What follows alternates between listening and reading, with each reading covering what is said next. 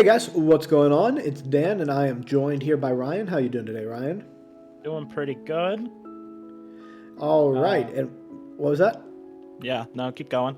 All right, and we are here to break down the Red Division for Week 5 for Season 4 of the MDL. As you can see on our main screen here, we have a bunch of Rock-type Pokemon. Why do we have all these Rock-type Pokemon, Ryan? Mostly because you want to spoil people for this new video game and thumbnail. Pretty mad about it. I didn't know that there was a Cleaver Pokemon. It wasn't shown in any promotional artwork for the game. I never said the name of the Pokemon. I'm gonna write a protest letter. Mostly because there's a lot of rock types that got used this week, and we thought that was appropriate. And I thought the games rocked. Without any further ado, let's hop right into it. Man, way to make people click off the video even faster. We clickbait them with the Cleaver, and then they immediately hear the pun and just run away. So, why don't you tell us about this game a little bit? Just tell us a little bit about Team Breakdown, and then we can go into it. Yeah, so just matchup-wise, we see some interesting stuff. On your side, these are a lot of the mons that you've definitely been kind of leaning on this season a little bit. However, the sets were very different this week. I was really excited to see Gigalith. I think this is Gigalith's first appearance, right? It is, yep. Yeah, and I was super excited to see Gigalith. That's a mon that I feel like I've been wanting to see your team use. On Charles' side, it's a lot of the mons that he's been getting the most use out of. The Weavile, Stoice, Genesect, Lele, I feel like are one of his main cores. But we do see the Cursula come out this week, and that was really, really exciting. I was super looking forward to seeing that. And then also the Terrakion. So, yeah. Yeah, let's hop into... What was that? Oh, go ahead and get started. Yeah, I was going to say we can hop into the breakdown. Since this was my set, why don't you give us your side first? Yeah, so I thought Charles did a really nice job playing to that WinCon game 1. I actually really liked your overall plan with the TR, getting the boosts to live the physical Genesect. If it was a physical Genesect, I actually think you probably win game 1. But that's one of the reasons Genesect's so good. It's very difficult to call exactly what it's going to do. And I thought he did a really nice job kind of playing to that, because he was definitely back-footed for most of that game 1, but kind of knew, like, if I can stall this TR, if I can get this Genesect in right, I probably have a shot, and he clearly did. So I really liked the game plan there. I liked your Shadow Ball on Primtech. That was really cool. I felt really bad for Max Silvally. I'm not 100% sure why you maxed there. I'm going to be honest. It was a roll. What? It was a roll. Okay. I should have, yeah. That still feels real risky. I feel like the problem is that, yeah, it's a roll, but then you die right after to whatever comes in anyway. Honestly, I didn't think he was going to keep in the Terrakion. I thought he was going to call me switching. I'm going to be honest, that was such a baller close combat. I was like, yeah, that was pretty cool. I liked that. I really liked the Magmortar tech. The Power or Meteor Beam definitely kept you in a game that... Did not have Meteor Beam. Sorry, Power Solar Beam. Sorry. There we go. I can't type. I'm always... Every time you see Power... Or it's... Meteor Beam, but no, this Powered Solar Beam definitely was clutch and kept you kind of in this. And then also in game 2, the Cursula. Okay, I loved the set he used this week. So one thing that I've seen in all of your sets is you have Zamazenta in the back to clean up whatever is left. And Charles clearly knew that, and I think specifically built a set to beat your Zamazenta one-on-one and get him the wins, which I think was really smart. I think he was actually playing to a habit that you've had a little bit of throughout the season, and exploited it pretty well. Because obviously Zam in the back is really good because it does clean up most stuff, but you might start running into people doing things like what Charles did, where he built them on specifically to beat it in the back, which I thought was really, really clever, and I think paid off really well for him. Yeah, he did tell me that was specifically his plan. He even had Colberberry on it in case I ran Crunch. Yeah, no, I really, really liked it. This was a really good set. Overall, I liked the play a lot. There was definitely a lot of good back and forth. For game 1, for most of it, I felt like you were going to win, but I kind of saw what Charles's game plan was, and he managed to pull through. In game 2, I felt like Charles had that advantage, and you managed to pull it back really, really hard and made it very, very close. So yeah, it was just a really good... I liked the back and forth. It was definitely a set with some nice momentum shifts throughout it.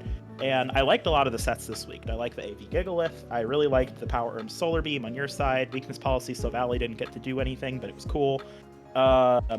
And I really liked what Charles had. I know Matt already talked about the shift gear stuff in chat, which is really cool. One thing that you will run into with these transfer moves, and this kind of goes for everybody because I've been learning this as I've gone too.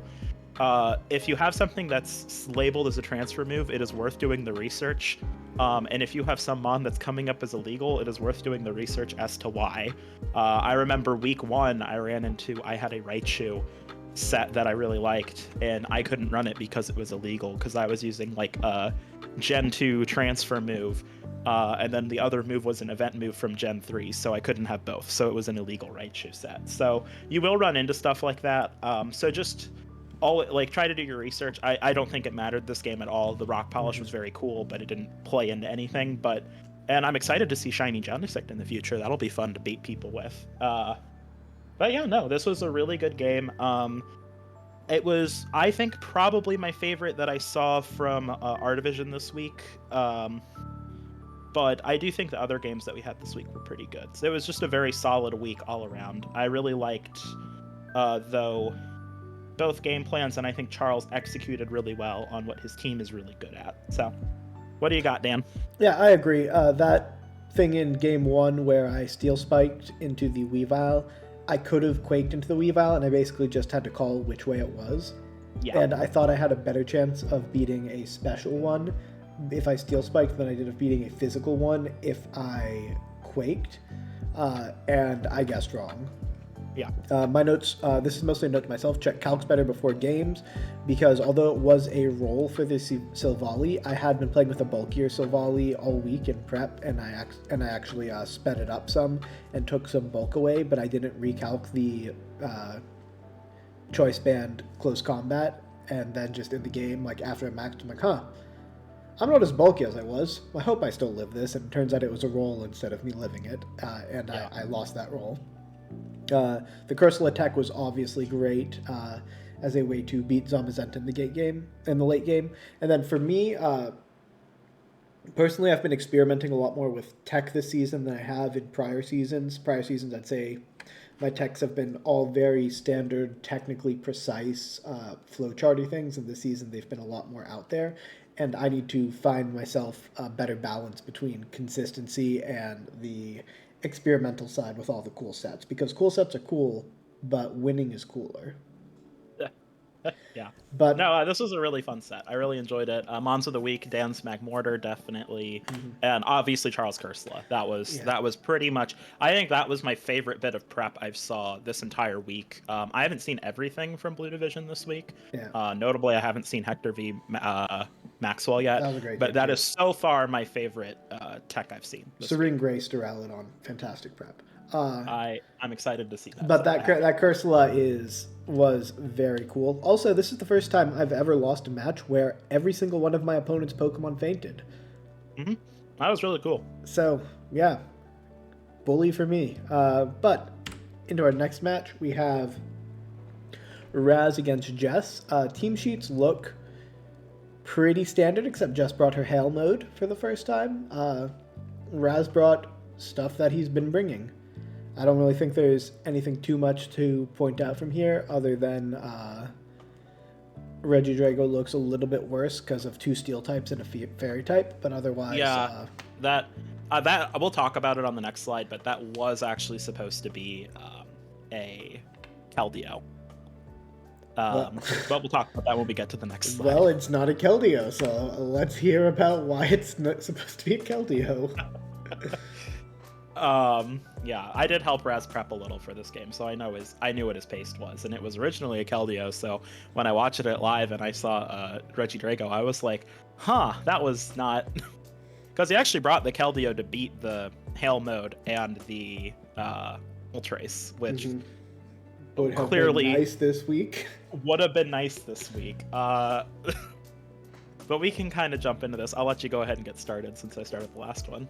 Yeah, but before I do that, just tell me what this Keldeo jetting error is at the bottom, just to paint a little context before we go into it. Raz, I'm not sure of all the exact circumstances, but Raz was already running late for the game. and apparently he was running late, and he had his team genned, except for the Keldeo because he was having problems genning it. So he just grabbed a Drago in the box he already had because he was already so late. And Okay, let me decided, tell you hey, what the Keldeo problem was. I can guarantee you this. Was it running Secret Sword? Yeah. It was probably the form. It needs to be Resolute form if it's running Secret Sword. So I think he said he tried to gen it with Resolute, but regardless, he was having a tough time with that. Game was already running super late, and he was like, "I'll bring Drago," because Drago actually was the backup. There was a paste that we had where it was Drago instead of Keldeo. However, I'm not gonna be super nice to Raz on that, because like I would have genned well. If you're gonna run a Mon that's a mythical, make sure you gen well in advance on your week. Like I'm gonna probably end up genning my team like 2-3 days before I play most of the time, and I don't even have a mythical this season. Like this season in particular, I think we've seen a lot more genning errors, a lot more G-maxing errors, and various things like that. That's not a call out to Raz. That's like the whole league. We've been seeing the wrong G-max forms, something genned incorrectly. Like, be really careful about that. And really generally this season, this format has been pretty unforgiving on that sort of thing. Yeah, that's on like a call-out post for one Mr. Raspberry. But no. Moving on into the match itself.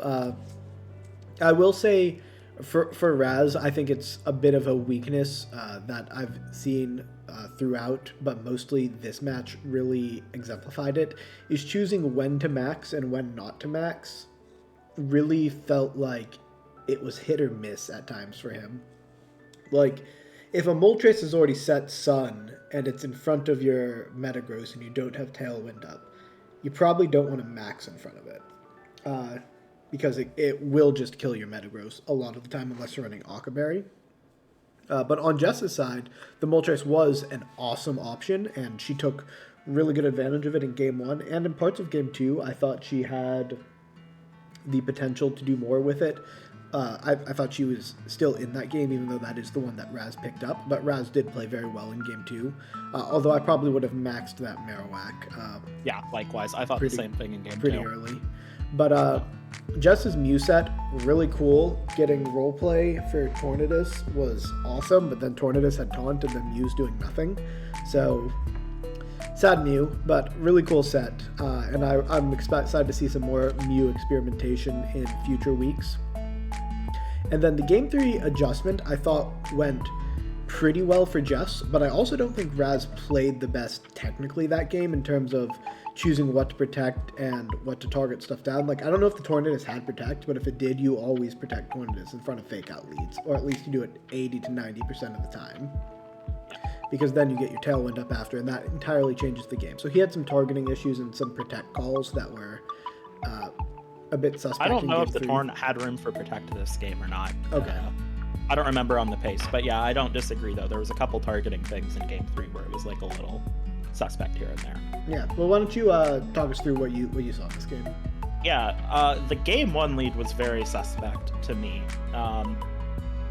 Partially because I helped Raz prep this week, and we were looking at a lot of leads with Moltres, and leading two Mons that are weak to Moltres felt really suspect into what Jess brought this week. That also looked bad into like the Hail. It just like the Trevenant Metagross lead. I don't mind leading Trevenant for Frisk data like as early as you can get it, but it felt like a pretty weird lead. I would have gone for something more akin to what he'd led Game 2 probably. Would have been, I think, a little bit better Game 1. I really liked her, Jess, leveraging that offensive Moltres this week. That was a fantastic call. 100% right. It really goes in on Raz's team, and she knew it, and she played it super, super well. I actually do like the lead adjustment on Raz's end. I actually think his Game 2 was overall played pretty solid. I loved the support Mew. I was super excited to see that. I actually have a couple more notes on support Mew on the next bullet point, but I really, really liked it. The roleplay was neat. I really like Quash Fake Out on it with the fake tears. That was really cool. That was a good way to just get a lot of pressure on the field immediately, which I thought was great. But also on Raz's end, Priority Taunt is what kept him in Game 2. If he hadn't had that taunt, I think he would have lost, and the roleplay Quash would have gone off and he would have been done. but because he ran that taunt on that Torn specifically to handle things like the Togetic, the Mimikyu, the Mew, that really paid off in dividends, so I was really glad to see that. I really liked Jess's game 3, like you did, with the Sand Slash. One thing that Jess was doing that is something I didn't realize until I ran Mimikyu myself in GLDL. I really like how she was using her Mimi switches. So one thing that's really great about Mimikyu in a max format is that it's basically always a safe switch because of Disguise, right? So she was doing a really nice job, especially in that game 3, of like switching something out into Mimi. Mimi takes the hit. Mimi can stay on the field, and then you have a late game fake out with Mew once Dynamax is over. It really let her keep her support options like available for that end game when she needed it to really lock it. And she did that in game 3, I think, exceptionally well. I really, really liked how she played her switching game in game 3. It was very cool, and it's one of the reasons I think Mimikyu is really, really good in these type of formats. I already talked a little about the Keldeo Jenning error. It's a bit unfortunate, but honestly, I'm not sure how. I don't really think that would have changed too much. And Jess had a very, very commanding, especially like game 3, game 1 felt very strong. This is a very good win for Jess. It feels like a little bit of an off week for Raz. And he was going into the match a little stressed. I will give him a little bit of benefit of the doubt there. You know, you're running late. Things are happening around you. I've been there. I've done that. But, I mean, I think Jess played and prepped this just super, super well. And I think that it was a very clean win overall. So, yeah, and I liked a lot of what she brought, too. All right, well, our Mons of the week for Raz, I picked his Tornadus because I think he played generally well with it, except for not having Protect or not protecting that turn. And for Jess, I think it just has to be the Moltres for how well it did games 1 and 2, even though she lost game 2. Yeah, I agree. But our last match to go over this week is Dina versus Noah. So why don't you tell us a little bit about what you see on the team sheet here and exactly how good Melmetal looks? Melmetal looks so free here, not even funny. Regardless of Melmetal, though, I actually really, really like the Tauros and the Pangoro coming this week. I was so excited to see those on the team sheet. Words can't express. I love Pangoro. I've been wanting to see Dina use it, and I always thought the Tauros pickup was really good, and if there's a week to bring Tauros, it's definitely this one. On Noah's side, we see kind of his traditional core of Mons. However, they have some cool text this week. And he does have the sand mode back as well. So, yeah, that is kind of what we got going on. So, all right, why don't you give us your little clap? Yeah, Tauros, clap. I loved the Tauros set. It was great this week. I thought it was a really, really strong game 1 option. Obviously, it got KO'd, but I thought it was a really good bring. I was super glad to see it, and I was happy. I think Dina leveraged her typing matchup extremely well this whole set. I really think that a lot of her win this week just boils down to the fact that Noah's team does not have good switch-ins to a lot of things, and Dina is the first person I've seen like just absolutely exploit that. I mean, she just was hitting him with super effective move after super effective move, and he really couldn't do anything about it. There is one play that I'm a little suspect of that happened. So there's a turn in game 1 where she needs to either switch in Hat or Pangoro, and she switches in the Hat in front of the Gengar, and she doesn't have Protect on the Hat, and goes for TR, which I get because it's an auto win from that perspective, and I bet money that Hat is probably bulky enough to usually live a Sludge Bomb, but I don't know if it lives, that it doesn't live the Decorate Sludge Bomb, and I don't think it would live potentially like a Dazzling Gleam Sludge Bomb double up. I don't know. It was from Alcremie. I don't know. It was kind of weird. I feel like you don't really have an amazing play there regardless because he did tech Dazzling Gleam on the Gengar. It's just that when I saw that play game 1, I was kind of like, I can see it, but I don't know if that was 100%. But otherwise, I thought outside of that single play, though, I think Dina had basically a perfect game. I don't disagree with any of her other turns. They were all really, really solid. I think the D-Dance T-Tar was cool. I don't think it was the call this week, though. You weren't getting enough damage out of it to get the KOs you needed to because Melmetal's too bulky, and it didn't feel like it was quite strong enough to really break through the team. I'd almost hazard to say something like a Decorate the Decorate Excadrill would have done, I think, which you did use, was good. But if you are going to run a setup move, potentially instead of like a DDT tar, you could also have done like SD Excadrill and then also had Decorate. I don't know. It just felt like it wasn't quite doing enough. And it also doesn't outspeed a lot of Dina's team. My favorite play that I saw one of my favorite plays I saw this week was when Excadrill maxed and Dina Phantasm Stomping Tantrumed into it. That was an awesome play. I think that is a very, very smart double up. Absolutely guarantee. I think that pretty much locked her the game, like on the spot. Like when she Phantasm Stomping Tantrumed, I was like, that's probably game, and it was. It was a really, really good play, and it's not always one that's super obvious, but getting that -1 defense and then going for that Stomping Tantrum that turn with the chip that was already on the extra, super, super good play. And I really like Pangoro this week. I thought that was a great bring. Overall, to me, Noah had some really cool stuff this week, but I just felt like he wasn't prepared for the follow me for some reason. He just wasn't prepared for a follow me hat lead, which I don't know why. That was when Dina led that game too. I was like, he does not seem prepared for this because he iron-headed an electric type. And then the just overall game plan, I think, was really solid on Dina's end. I think this was a very, very good win on her part. Yeah, I might give him the benefit of the doubt. Maybe he was assuming speed swap like Raichu had used in previous weeks instead of the follow me. But yeah. You know, if you have access to Max Quake and Max Steel Spike and there's a Raichu on the other side, I don't know. It just feels so risky to assume it doesn't go for follow me and use the resisted Steel Spike instead of just knocking it out with the Quake. Like, that's just a play that I'm struggling to get over. It's almost as if, like, he didn't realize that the Raichu could use follow me in that situation, but just with the consistency that she's been using it, like, you have to assume that Raichu's carrying it at that point. Yeah. But the Dragon Dance Tyranitar, really cool tech. I wanted to see it this season. I'm glad I got to see it, but I don't know if this was the week for it, because one, it missed the KO on Chonky Melmetal, and that means it can't quite get to the offenses you needed it to get to. And two, she has Tapu Koko on her team. She didn't bring it, but Dragon Dance T-Tar can't outspeed Tapu Koko. So if you're going to Dragon Dance, you usually want to get the speed advantage after one Dragon Dance, and T-Tar just doesn't do that. So I like the set a lot. I just don't know if this was the week for it. Melmetal is chunky. It survives everything and kills back. Great. The turn you're talking about, the Phantasm Stomping Tantrum, she actually Phantasmed 2 turns in a row and then Stomping Tantrumed. Right, she Phantasmed the prior turn to get it to -2. Yeah, which is why I thought maybe this hat should have had Max Flare instead, because that would just pick up the KO by itself to launch 2 Max Flares in a row. But I also can appreciate the artistry of the Phantasm play.